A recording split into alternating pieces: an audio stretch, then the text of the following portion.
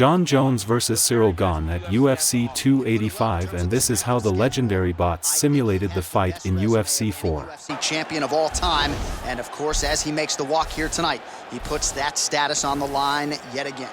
And now our tale of the tape for this heavyweight fight. Jones is 3 years his senior. He will have a 3-inch reach advantage. The veteran voice of the Octagon, Bruce Buff.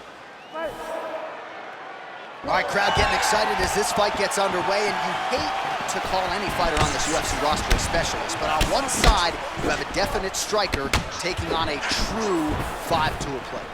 And you see a guy in the striker who knows exactly who he is. He knows where the fight needs to be. He knows what he has to do in order to be successful. Let's see if he can keep his opponent off of him. All right, single collar tie now. You don't know when that leg kick's coming. Throwing that jab, no good. All right, so there it is, the early takedown. He told everyone here during fight week within earshot that he was going to try to wrestle, try to get this fight to the ground, and had no problem doing so just this. During their fight camp, they made a checklist, and they checked off the most important part of the fight, getting an early takedown. Man, this is some serious ground and pound. He's trying to put this dude's head, like, through the canvas. He's one of the better ground and pound fighters we have in the entire UFC, and you're seeing why.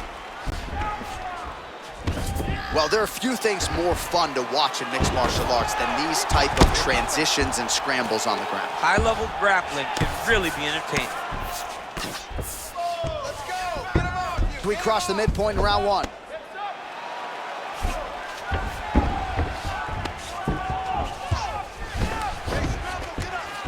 Man, isn't it fun to watch this dude work on the mat? He's unbelievable how fluid he is in his motions on the mat.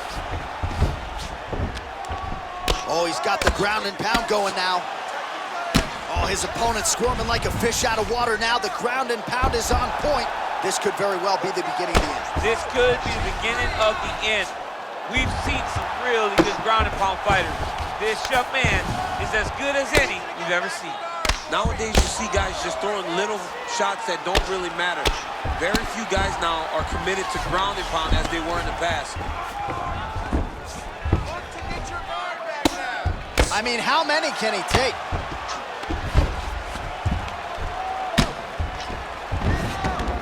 Bottom fighter trying to control posture, unable to do so. And now he's in a lot of danger. He's got to grab that head or he's going to get blasted. Well, he's got his back now.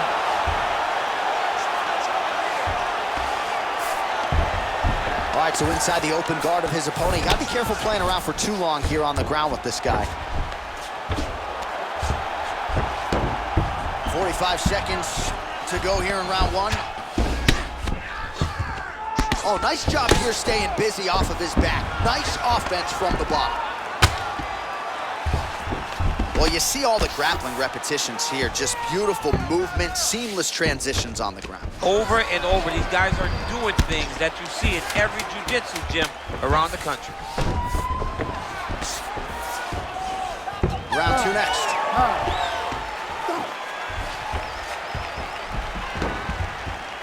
All right, let's look back at some of the action, DC. Your good friend Mark Coleman, the godfather of the ground and pound, would be.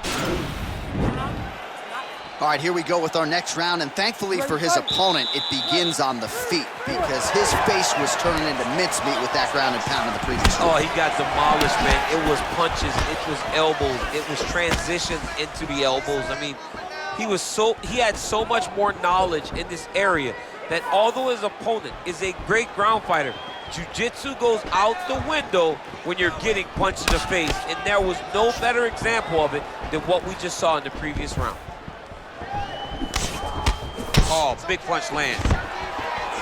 Oh, stuffs the takedown without issue. Look at how he turns his hip into that leg kick. Trying to kick the leg out. Oh, collar tie. Left hook counter. Oh, nice connection there by Jon Jones, and he is fighting with a definite killer instinct here tonight. And you have to have it because the target's always on your back when you're the UFC champion.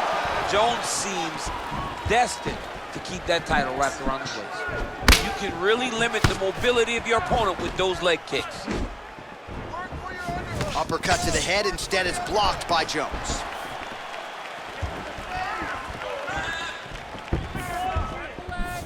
Man, as he landed a high volume of strikes here in round 2, definitely picking up the pace after round 1. So he got the message from the corner, and oh! Dude's hurt. Serve him up. Go get him. Oh, big left hook there. All right, well, both fighters pretty comfortable on the ground, DC, but you got to be very careful hanging out here for too long if you're his opponent. All right, has the guard closed here. Looks like he's trying to isolate an arm here, DC. Yeah, he's isolating it to try to get a Kimura here. The Kimura is not the arm. It's the shoulder pressure that usually makes you tap. But now DC trying to isolate an arm. Yep, he's using the Kimura.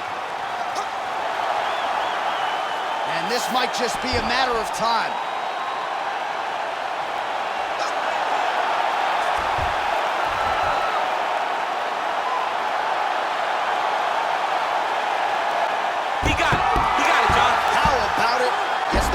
Submission, beautifully executed there on the ground.